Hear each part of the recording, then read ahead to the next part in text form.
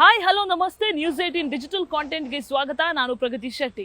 ನಾಳೆ ದ್ವಿತೀಯ PUC ಫಲಿತಾಂಶ ಬರುತ್ತೆ. ಹಾಗಾದ್ರೆ ಎಷ್ಟೊತ್ತಿಗೆ ರಿಸಲ್ಟ್ ಬರುತ್ತೆ, ವಿದ್ಯಾರ್ಥಿಗಳು ಹೇಗೆ ನೋಡಬಹುದು, ಆ ಎಲ್ಲ ಡೀಟೇಲ್ಸ್ ಅನ್ನ ಇವತ್ತಿನ ಈ ವಿಡಿಯೋದಲ್ಲಿ ನಾವು ನಿಮ್ಗೆ ಹೇಳ್ತಾ ಹೋಗ್ತೀವಿ. ಕೇಳಿ. ರಾಜ್ಯಾದ್ಯಂತ ಫೆಬ್ರವರಿ 28ರಿಂದ ಮಾರ್ಚ್ 17ರವರೆಗೆ ಸೆಕೆಂಡ್ PUC ಎಕ್ಸಾಮ್ 1 ನಡೆದಿತ್ತು. ಸೊ ಈ ಎಕ್ಸಾಮ್ಗೆ ಸುಮಾರು 7 ಲಕ್ಷದ ಅಧಿಕ ವಿದ್ಯಾರ್ಥಿಗಳು ನೋಂದಣಿಯನ್ನ ಮಾಡಿಕೊಂಡಿದ್ರು. ಸೊ ರಿಸಲ್ಟ್ ಯಾವಾಗ ಬರುತ್ತೆ ಅಂತ ವೇಟ್ ಮಾಡ್ತಾ ಇದ್ರು. ನ್ಯೂಸ್ 18 ನಿನ್ನೆನೆ ಈ ವಿಚಾರವನ್ನ ಸ್ಪಷ್ಟವಾಗಿ ತಿಳಿಸಿತ್ತು. ಏಪ್ರಿಲ್ 9ಕ್ಕೆ ರಿಸಲ್ಟ್ ಬರುತ್ತೆ ಅಂತ, ಅಂದ್ರೆ ನಾಳೆ ರಿಸಲ್ಟ್ ಬರುತ್ತೆ ಅಂತ. ಸೊ ಅದರಂತೆ ಈಗ ಕರ್ನಾಟಕ ಶಾಲಾ ಪರೀಕ್ಷೆ ಮತ್ತು ಮೌಲ್ಯ ನಿರ್ಣಯ ಮಂಡಳಿ ನಾಳೆ ರಿಸಲ್ಟ್ ಅನ್ನ ಅನೌನ್ಸ್ ಮಾಡೋದಕ್ಕೆ ನಿರ್ಧಾರ ಮಾಡಿದೆ.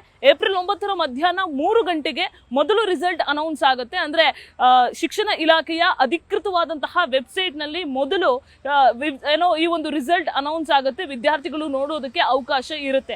KARresults.nic.in ಅಂತ ಹೊಡೆದ್ರೆ ನಿಮ್ಗೆ ಆ ವೆಬ್ಸೈಟ್ ಅಲ್ಲಿ ಫಲಿತಾಂಶ ಪ್ರಕಟ ಆಗುತ್ತೆ. ಅದಾದ ಬೆನ್ನಲ್ಲೇ ಸುಮಾರು ಸಂಜೆ 6:15 ಹೊತ್ತಿಗೆ ಶಿಕ್ಷಣ ಸಚಿವ ಮಧು ಬಂಗಾರಪ್ಪ ಕೂಡ ಸುದ್ದಿಗೋಷ್ಠಿಯನ್ನ ನಡೆಸಿ ಒಂದಷ್ಟು ಮಹತ್ವದ ವಿಚಾರವನ್ನ ತಿಳಿಸ್ತಾರೆ. ಅಂದ್ರೆ 3 ಗಂಟೆಗೆ ಇಂಡಿವಿಜುವಲ್ ಆಗಿ ವಿದ್ಯಾರ್ಥಿಗಳಿಗೆ ಅವರವರ ಅಂಕ ಎಷ್ಟು ಅಂತ ನೋಡ್ಕೊಳ್ಳೋದಕ್ಕೆ ಅವಕಾಶ ಇರುತ್ತೆ. 6:15 ರಾಜ್ಯದಲ್ಲಿ ಪ್ರಥಮ ಬಂದಂತಹ ಜಿಲ್ಲೆ ಯಾವುದು, ರಾಜ್ಯದಲ್ಲಿ ಪ್ರಥಮ ಬಂದಂತಹ ವಿದ್ಯಾರ್ಥಿಗಳು ಯಾರು, ವಿದ್ಯಾರ್ಥಿನಿಯರು ಯಾರು, ಈ ಸಲ ವಿದ್ಯಾರ್ಥಿಗಳು ಮೇಲುಗೈಯ ಅಥವಾ ವಿದ್ಯಾರ್ಥಿನಿಯರು ಮೇಲುಗೈಯ, ಕಳೆದ ವರ್ಷಕ್ಕಿಂತ ಈ ವರ್ಷ ಶೇಕಡಾವಾರು ಫಲಿತಾಂಶ ಎಷ್ಟು ಸುಧಾರಣೆ ಆಗಿದೆ, ಉತ್ತಮವಾಗಿದೆಯಾ, ಹಿನ್ನಡೆ ಆಗಿದೆಯಾ, ಈ ಎಲ್ಲ ವಿಚಾರವನ್ನ ಹೋಲಿಕೆ ಮಾಡಿ ಶಿಕ್ಷಣ ಸಚಿವ ಮಧು ಬಂಗಾರಪ್ಪ ಸಂಜೆ 6:15 ಪ್ರೆಸ್ ಮೀಟ್ ಅನ್ನ ನಡೆಸಿ ಮಾಹಿತಿಯನ್ನ ಕೊಡ್ತಾರೆ. ಅದಕ್ಕೂ ಮುಂಚೆ ವಿದ್ಯಾರ್ಥಿಗಳು ಅವರವರ ರಿಜಿಸ್ಟರ್ ನಂಬರ್ ಏನಿರುತ್ತೆ ಅಲ್ಲಿ ರಿಸಲ್ಟ್ ನೋಡುವಂತಹ ವೆಬ್ಸೈಟ್ ನಲ್ಲಿ ನೋಡಿದ್ರೆ ಅವರಿಗೆ ರಿಸಲ್ಟ್ ಸಿಗುತ್ತೆ, ಲಭ್ಯ ಆಗುತ್ತೆ.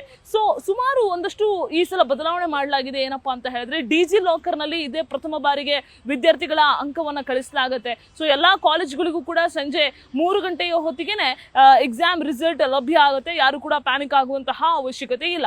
ಸುಮಾರು ಜನರಿಗೆ ಕನ್ಫ್ಯೂಷನ್ ಇತ್ತು. ಏಪ್ರಿಲ್ 7 ಅಂದ್ರೆ ನಿನ್ನೆ ರಿಸಲ್ಟ್ ಬರಬೇಕಾಗಿತ್ತು, ಯಾಕೆ ಬಂದಿಲ್ಲ, ಯಾವಾಗ ಬರುತ್ತೆ, ಇನ್ನೂ ಡಿಲೇ ಆಗತ್ತಾ, ಈ ತರದ ಒಂದಷ್ಟು ಗೊಂದಲಗಳಿತ್ತು, ಡೌಟ್ಸ್ಗಳಿತ್ತು. ಆ ಎಲ್ಲ ಡೌಟ್ಸ್ಗಳಿಗೂ ಕೂಡ ಈಗ ಶಾಲಾ ಪರೀಕ್ಷೆ ಮತ್ತು ಮೌಲ್ಯ ನಿರ್ಣಯ ಮಂಡಳಿ ತೆರೆಯನ್ನ ಎಳೆದಿರುವಂತಹದ್ದು. ಅಂದ್ರೆ ನಾಳೆ ರಿಸಲ್ಟ್ ಬರುತ್ತೆ ಅಂತ ಸ್ಪಷ್ಟವಾಗಿ ಹೇಳಿದ್ದಾರೆ. ಜೊತೆಗೆ ನೀವು ನೋಂದಣಿ ಮಾಡ್ಕೊಂಡಿರುವಂತಹ ಒಂದು ನಂಬರ್ ಇರುತ್ತಲ್ಲ, ಆ ನಂಬರಿಗೂ ಕೂಡ ನಿಮ್ಮ ರಿಸಲ್ಟ್ ನ ಮೆಸೇಜ್, ನಿಮ್ಗೆ ಎಷ್ಟು ಪರ್ಸೆಂಟೇಜ್ ತೆಗೆದಿದ್ದೀರಾ ಅನ್ನುವಂತಹ ಮೆಸೇಜ್ ಕೂಡ ಆ ನೋಂದಣಿ ಆಗಿರುವಂತಹ ನಂಬರ್ಗೆ ಬರುತ್ತೆ. ಸೊ ಆ ಮೂಲಕವೂ ಕೂಡ ರಿಸಲ್ಟ್ ನೋಡೋದಕ್ಕೆ ಅವಕಾಶ ಇರುತ್ತೆ. ಸೊ ಎಲ್ಲಾದ್ರೂ ನಿಮಗೆ ಕಡಿಮೆ ಅಂಕ ಬಂದ್ರೆ ನೀವು ಭಯ ಪಡುವಂತಹ ಅವಶ್ಯಕತೆ ಇಲ್ಲ, ಅಥವಾ ಯಾವುದೋ ಕೆಟ್ಟ ನಿರ್ಧಾರವನ್ನ ತೆಗೆದುಕೊಳ್ಳುವಂತಹ ಕೆಲಸವನ್ನ ಮಾಡಬೇಡಿ. ಯಾಕಂದ್ರೆ ಇನ್ನೂ ಕೂಡ ನಿಮಗೆ 2 ಆಯ್ಕೆಗಳಿರುತ್ತೆ. ಅಂದ್ರೆ ದ್ವಿತೀಯ PUC 2ನೇ ಎಕ್ಸಾಮ್ ಅವಕಾಶ ಇದೆ, 3ನೇ ಎಕ್ಸಾಮ್ ಕೂಡ ಅವಕಾಶ ಇರುತ್ತೆ. ಸೊ ಆ ಎಕ್ಸಾಮ್ ಅನ್ನ ನೀವು ಬರೆದು ನಿಮ್ಮ ಪರೀಕ್ಷೆಯ ಫಲಿತಾಂಶವನ್ನ ಸುಧಾರಣೆಯನ್ನ ಮಾಡ್ಕೊಳ್ಬಹುದು. ಅಂದ್ರೆ ಓವರ್ ಆಲ್ ಪರ್ಸೆಂಟೇಜ್ ನಿಮಗೇನಾದ್ರೂ ಕಡಿಮೆ ಅಂತ ಅನಿಸ್ತಾರೆ ಅಷ್ಟು ಸಬ್ಜೆಕ್ಟ್ ಅನ್ನ ಬರೀಬೇಕು.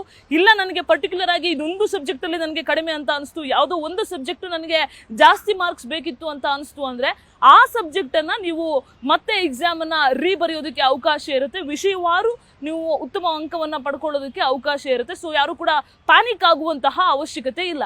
ಇನ್ನು ಮೂಲಗಳ ಪ್ರಕಾರ ಕಳೆದ ಬಾರಿಗಿಂತ ಈ ಬಾರಿಯ ಪರ್ಸೆಂಟೇಜ್ ಜಾಸ್ತಿ ಆಗುತ್ತೆ ಅಂತ ಹೇಳಲಾಗ್ತಾ ಇದೆ. ಅಂದ್ರೆ ಪಾಸ್ ಆಗುವಂತಹ ಪರ್ಸೆಂಟೇಜ್ ಏನಿದೆ ಅದು ಕಳೆದ ಶೈಕ್ಷಣಿಕ ಸಾಲಿಗೆ ಹೋಲಿಕೆ ಮಾಡಿದ್ರೆ ಈ ಸಲ ಜಾಸ್ತಿ ಆಗುತ್ತೆ ಅನ್ನುವಂತಹ ನಿರೀಕ್ಷೆ ಇದೆ. ಯಾಕಂದ್ರೆ ಈ ಸಲ ಒಂದಷ್ಟು ಹೋಮ್ವರ್ಕ್ ಗಳನ್ನ ತುಂಬಾ ಚೆನ್ನಾಗಿ ಶಿಕ್ಷಣ ಇಲಾಖೆ ಕೂಡ ಮಾಡ್ಕೊಂಡಿತ್ತು. ಅಂದ್ರೆ ಮಕ್ಕಳಿಗೆ ಯಾವ್ಯಾವ ಕ್ವಶನ್ ಬರುತ್ತೆ, ಯಾವ್ಯಾವ ಸಬ್ಜೆಕ್ಟ್ ಇಂದ ಎಷ್ಟೆಷ್ಟು ಅಂಕಗಳು ಪ್ರಶ್ನೆಗಳು ಬರ್ತವೆ ಅನ್ನುವಂತಹದರ ಪ್ರಶ್ನೆ ಪತ್ರಿಕೆಗಳನ್ನು ಕೂಡ ಕೊಡಲಾಗಿತ್ತು. ಅಂದ್ರೆ ಪ್ರಶ್ನೆ ಪತ್ರಿಕೆ ಇನ್ ದ ಸೆನ್ಸ್ ಮಾದರಿ ಪ್ರಶ್ನೆ ಪತ್ರಿಕೆ, ಅಂದ್ರೆ ಕ್ವಶನ್ ಬ್ಯಾಂಕ್ ಗಳನ್ನು ಕೂಡ ಕೊಡಲಾಗಿತ್ತು. ಸೊ ಈ ಎಲ್ಲ ವಿಚಾರಗಳನ್ನ ಮಕ್ಕಳಿಗೆ ಕೊಡಲಾಗಿತ್ತು. ಯಾವ್ಯಾವ ವಿಷಯಗಳು ಮೇನ್ ಆಗಿ ಬರುತ್ತೆ, ಯಾವ್ಯಾವ ಪ್ರಶ್ನೆಯನ್ನ ಫೋಕಸ್ ಮಾಡಬೇಕು, ಯಾವ ಚಾಪ್ಟರ್ ನ ಫೋಕಸ್ ಮಾಡಬೇಕು ಅಂತ ಕೂಡ ತಿಳಿಸಿಕೊಡ್ಲಾಗಿತ್ತು. ಜೊತೆಗೆ ಕಲಿಕೆಯಲ್ಲಿ ಅನುತ್ತೀರ್ಣ ಆಗ್ತಾ ಇದ್ದಂತಹ ಹಿಂದುಳಿದಂತಹ ಮಕ್ಕಳಿಗೆ ವಿಶೇಷವಾಗಿ ತರಗತಿಗಳನ್ನ ಮಾಡಿ ಅವರಿಗೆ ತರಬೇತಿಯನ್ನ ಕೂಡ ಕೊಡಲಾಗಿತ್ತು. ಎಕ್ಸಾಮ್ ಫಿಯರ್ ಇರುವಂತಹ ಮಕ್ಕಳಿಗೆ ಸಪರೇಟ್ ಆಗಿ ವಿಚಾರಗಳನ್ನ ಹೇಳಿಕೊಡ್ಲಾಗ್ತಾ ಇತ್ತು. ಸೊ ಎಲ್ಲಾ ರೀತಿಯಲ್ಲೂ ಕೂಡ ಶಿಕ್ಷಣ ಇಲಾಖೆಯು ಕೂಡ ತಯಾರಾಗಿತ್ತು. ಸೊ ನಾಳೆ ಅತಿ ಹೆಚ್ಚಿನ ಸಂಖ್ಯೆಯಲ್ಲಿ ವಿದ್ಯಾರ್ಥಿಗಳು ಪಾಸ್ ಆಗುವಂತಹ ನಿರೀಕ್ಷೆ ಅಂತೂ ಇರುವಂತದ್ದು. ನಾಳೆ ಮಧ್ಯಾಹ್ನ 3 ಗಂಟೆಗೆ ಅಧಿಕೃತವಾಗಿ ವಿದ್ಯಾರ್ಥಿಗಳು ತಮ್ಮ ರಿಸಲ್ಟ್ ಅನ್ನು ನೋಡೋದಕ್ಕೆ ಅವಕಾಶ ಇರುವಂತಹದ್ದು.